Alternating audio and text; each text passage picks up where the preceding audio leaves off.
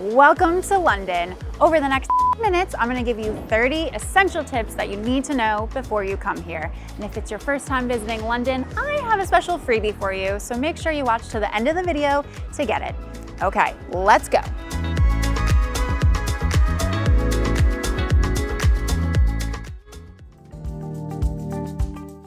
Okay, let's start with the basics. Despite being in Europe, we do not accept euros here. We use Great British pounds. So do not try to pay with euros or American dollars. Only pounds are accepted. We have pretty unique sockets here which take plugs that look like this. So if you're coming from almost any foreign country, you're going to need an adapter to be able to use your own device chargers in our sockets.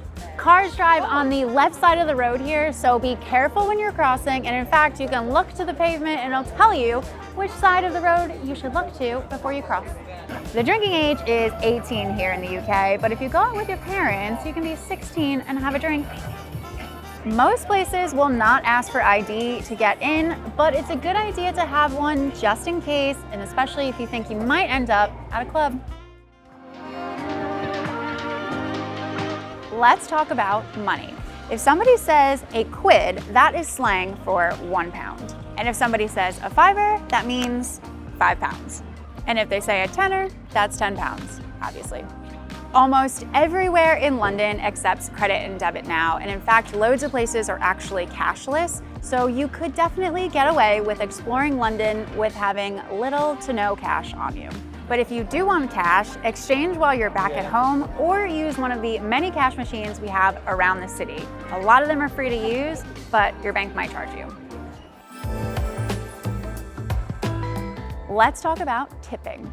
If you go to a restaurant and a server takes your order at the table, you might notice on your bill that an optional service charge of 12.5% is added onto it. This is your tip. If no service charge is added onto your bill, then you can give the staff 10 to 12% if you're happy with the service by asking your server to charge the additional amount to your credit card or by leaving cash, of course.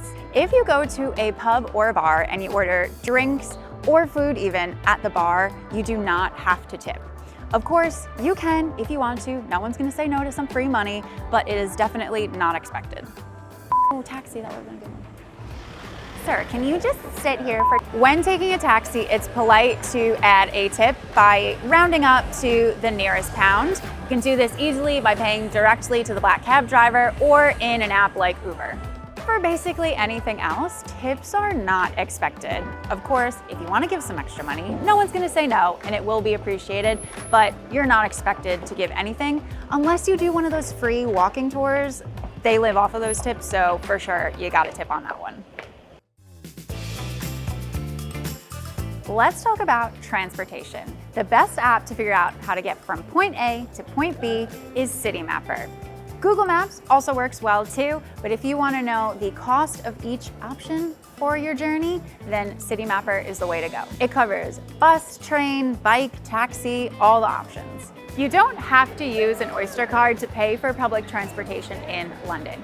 If you have a debit or credit card that has the contactless payment feature, or you have Apple Pay or Google Pay, you can use any of those methods to pay for transport in London. If you want to grab one of the iconic black cabs like this one, all you have to do is find one with the light on the top, put out your hand, and it should stop for you.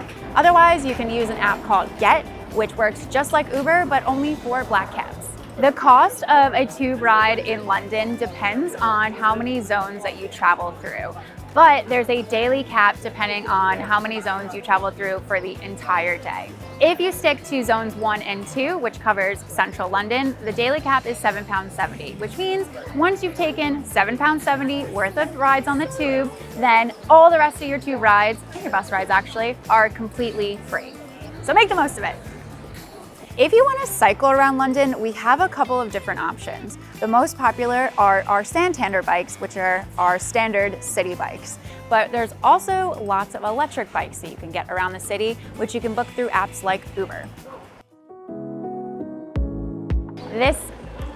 Too much pressure. This is a zebra crossing or zebra crossing. And if you see one of these, it means you're crossing the street that you can just walk because pedestrians have priority and cars and traffic must stop for you. That being said, definitely still check both ways, just in case they decide not to. If you ever see a blue plaque on the side of a building, that means that something important happened in that property. For example, the one behind me says that this was the home of John Logie Bayard, who first demonstrated the first ever television in this property in 1926.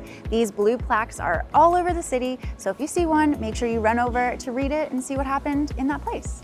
When you see street signs in London, you might notice there are numbers and letters that are in red. This is the postcode of the area. The letters stand for north, south, east, and west, or C stands for central, and the number stands for how far away from the center of London that area or that street is. So behind us, this sign is WC2, which means West Central, and 2 is obviously very close to the center of London. Most intersections around the city will have a pedestrian light telling you if it's okay to go or not. But if it's safe while it's red, you're totally okay to go. Just please be very careful. Perfect. Cross, yes. Risk takers.